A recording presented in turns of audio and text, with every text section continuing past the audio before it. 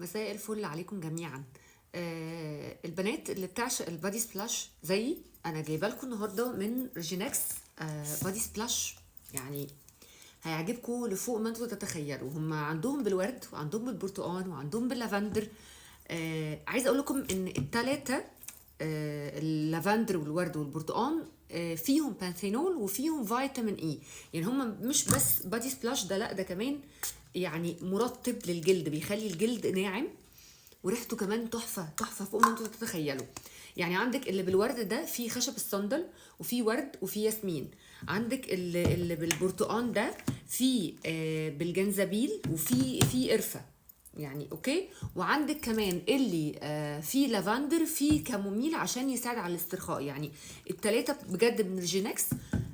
اسعارهم وهم ده اولا، ثانيا الريحه بتاعته حلوه جدا، وكمان الجلد نفسه بيسيبه ملمسه طري، يعني مش هتحتاجي تحطي اي مرطبات للجلد.